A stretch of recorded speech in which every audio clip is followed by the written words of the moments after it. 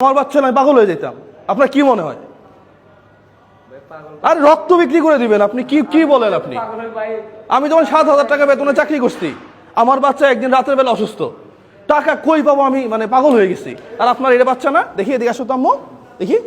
দাঁড়ান, একটু তো আমি ধরতেও ভয় পাইতেছি। এই বাচ্চাটা আপনি একটু বুঝিয়েন। এই বাচ্চাটার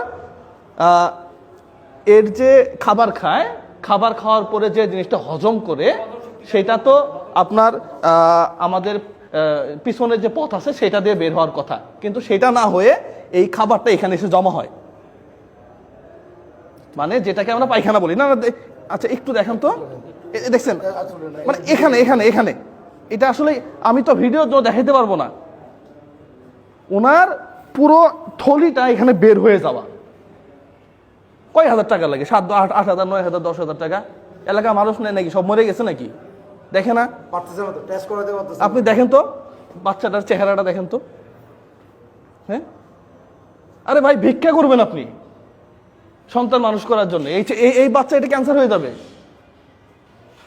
হাসান ভাই কি বলেন? আজকে হাসান ভাই আমাকে ফোন দিচ্ছে, আমি তো মানে এটা আমি দেখাইতে পারবো না। না দূরে না, কাছে আসেন, লাইট আলো আসবে না। এটা আমি দেখাইতেই পারবো না ভিডিওতে। আমার নিজেরই হাত পা কাঁপতেছে হাসান ভাই। আমি দেখি তো অবাক হয়েছি, আমি তো বুঝতে পারিনি যে হ্যাঁ, এখানে এখানে পায়খানাগুলো এখানে জমা হয়, এখানে জমা হয়, তাই তো? এখানে একটা ব্যাগ আছে, ওইটা আবার টিস্যু দিয়ে পরিষ্কার করে। এটা আজব ব্যাপার, সত্যি আজব ব্যাপার। আর সরকার থেকে কি করেন আপনারা? এক উপদেষ্টা বলছে যে এখন ইন্ডিয়াতে চিকিৎসা করার দরকার নাই, এখন চাইনাতে যাবা। স্টুপিড কোথাকার। এই দেশে টাকার অভাব আছে? হচ্ছে তো এই নালে ও মেডিকেল কয়দিন আপনি আজকে এর চিকিৎসার নিরাপত্তা সরকার থেকে দেওয়া উচিত। 9 দিন, ওটা দেখা মাত্র তো ওরা ডেট দেওয়া উচিত। এখানে 9 দিন, 9 দিন ধরে পড়ে আছে। চট্টগ্রাম মেডিকেলে 9 দিন ধরে পড়ে আছে। কেন কেন পড়ে থাকবে? এরা বলতেছে আমাকে সিরিয়াল আসতে হবে। সিরিয়াল কিসের আবার? বাচ্চার জন্য সিরিয়াল তো ভয়ঙ্কর অবস্থা। এটা ভয়ঙ্কর অবস্থা। এটা আপনি বোঝেন, এখানে খাবারগুলো এখানে বের হয়ে যাচ্ছে হজম হওয়ার পরে, একটা পলিথিন দিয়ে রাখছে, সেখানে গিয়ে জমা হয়। পরিষ্কার করে এগুলো, কাপড়গুলো চেঞ্জ করে দাও, কাপড়টা চেঞ্জ করে দিতে দিন বলবো। কিন্তু খরচও তো বেশি না। কোলে নেন তো, একে কোলে নেন, একটু সাবধানে নেন। আমি তো ভয় পাইতেছি ভাই। সাবধানে নিয়ে। হ্যাঁ, ওখানে আমি টেস্টের হিসাব করে দেখলাম যে টেস্টে লাগবে মোটামুটি 2200 টাকার মতো। হাসান ভাই, ওই টেস্টে, হ্যাঁ টেস্টের ফাইল ছিল তো, দেখি না, আমি দেখছি তো এখানে টেস্ট সবই আছে, ভর্তি আছে চট্টগ্রাম মেডিকেলে। টেস্টের জন্য 2200 টাকা লাগবে। এখানে দেখে আর লাভ নেই, এটা তো পড়াশোনার দিন হ্যাঁ কিছু খরচ, অপারেশনের দিন আরো খরচ আছে। হ্যাঁ আচ্ছা, আপনি বাঁচাতে পারবেন এরকম হলে? এই যে হাসান ভাই হ্যাঁ, কাছে আসেন। এই যে টুকটাক কাজ করে এই বাচ্চাটার এখানে 5,000 টাকা আছে। হ্যাঁ, এই 5,000 টাকা দিয়ে উনি ওই যে ওষুধ এবং টেস্ট যেগুলো আছে, হ্যাঁ এগুলা করে নিবে। হ্যাঁ, পাশাপাশি 1, 2, 3, 4, 5, হ্যাঁ এখানে আরো 5,000 টাকা আছে। এই 5,000 টাকা অপারেশনের সময় মনে হয় লাগবে, ডাক্তার বলছিল। হ্যাঁ, তাহলে 5,000। হয় বাচ্চাটার।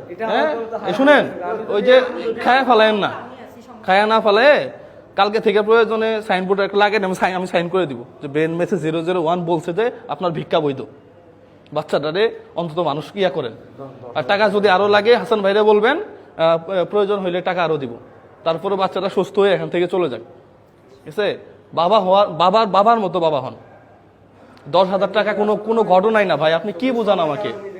আপনি সচেতন না। হাত পাততে পারবেন? কিসের হাত পাততে পারবেন না? করে বা হয়তো কিছুটা নিতে গোছাই নিতে পারবো না না, আপনি পারবেন না কেন? এজন্য আর সরকারি হাসপাতালে আসি। আর হাসান ভাই, বাচ্চার জন্য মানুষ কান্না করে ভাই। কি বলেন? বাচ্চার জন্য হাত পাতবেন না তো কার জন্য হাত পাতবেন? আপনি নিজের জন্য হাত পাতবেন? আরে বাবা, এখানে ভিতর থেকে বের হয়ে পায়খানা এখান দিয়ে পড়তেছে। কথা বলবে কেন? আমি দালাল মাথায় দিবা একটা কারো বাচ্চা নিয়ে আইসি এগুলো করতে। আচ্ছা, তাহলে আপনার অপারেশনের ডেট কবে দিবে? এখন কালকে আমি রিপোর্টগুলো সবগুলো কমপ্লিট করে রিপোর্ট কমপ্লিট করে হাসান ভাইকে জানাবেন। হ্যাঁ, ওই আপুর মাধ্যমে তো আপুকে জানাবেন, আপু ওনাকে জানাবে। আপনি অপারেশনটা করার পরে যেদিন যাবেন সেদিন আমাদেরকে ফোন দিবেন, আমরা এসে আপনাদেরকে বিদায় দিব। ঠিক আছে? আর হাসান ভাই, এই টাকাটা আমার এক শুভাকাঙ্ক্ষী, সেই ইউএসএ তে থাকে। হ্যাঁ, ওনার জন্য দোয়া করবেন। পাশাপাশি আমার এক আপু আছে, সে ঢাকাতে থাকে। হ্যাঁ, ওনার মা মারা গেছে, তো ওনার জন্য দোয়া করবেন আর কি। হ্যাঁ, আর আপনি এটা করেন, প্রয়োজনে লাগলে আরো দিব আর কি। আপনি অপারেশন ডেট করলে আমাকে জানাবেন, অপারেশন হওয়ার পর জানাবেন, যারা কিছু লাগে সাপোর্ট পাবেন ভাই, দেখি Support পাবো, কিন্তু হ্যাঁ। বাচ্চা চিকিৎসা বন্ধ করবেন না, ভয়ানক অবস্থায় বাচ্চাটা ভাই বাঁচাতে আসলে পারবেন না। আমি টিকতে না পারি আপা এখানে ভর্তি করে। আর না না আপনার সমস্যা আছে, বুঝতে পারতেছি ভাই, দেখি আপনার আপনার আরো সিরিয়াস হইতে হবে বাচ্চা নিয়ে, মানে বাচ্চার জন্য পাগল হয়ে যায়, বাচ্চা হয় না। কি কোন আমি আপনি 2টা বছর ঘুমাইতে পারি না, আর সত্যি বলতে আপনাকে কি বলবো, আমি প্রতি রাত বাচ্চার বয়স 2.5 বছর ভাই, বেশি না। 2.5 বছর এখানে মানে অপারেশন করার কথা ছিল আরো 6 মাস আগে মনে হয় না, 2 মাস আগে লেট করে ফেলছে আরো। কেননা এর হজম শক্তি কম, প্রত্যেক আধা ঘন্টা 1 ঘন্টা পর পায়খানার ব্যাগ হয়। তো ঠিক আছে, তাহলে আপনি এটা দিয়ে আপাতত কাজটা কমপ্লিট করেন, পরবর্তীতে দেখবো। ঠিক আছে আপু, আপনি একটু খোঁজ রাখিয়েন হাসান ভাইয়ের সাথে কথা বলে আপনি এটা জানায়েন আর কি। তো ঠিক আছে তাহলে হাসান ভাই চলেন, ওকে ভাই। আমি এগুলো দেখতেই পারবো না, আমার আসলে খুব খারাপ লাগে। পাশাপাশি সরকারি ব্যবস্থাপনাগুলো ঠিক করেন, চিকিৎসা হচ্ছে মৌলিক অধিকার। তো আপনি যদি আমার এই চিকিৎসা নিরাপত্তা না দিতে পারেন, তাহলে এই সরকার গঠন করার দরকার কি? আওয়ামী লীগ আসলে কি আর বিএনপি আসলে কি আর জামাত আসলে কি? সবগুলা চরিত্র তো একই দেখতেছি। খালি বেগম পাড়ায় বাড়ি বানাইলে তো হবে না, সবার আগে চিকিৎসা নিরাপত্তা। জীবন না থাকলে আর দেশ থেকে লাভ কি? এই দিক দিয়ে একটু খেয়াল রাখবেন। সবাই ভালো থাকবেন, সুস্থ থাকবেন। আসসালামু আলাইকুম ওয়া রাহমাতুল্লাহ।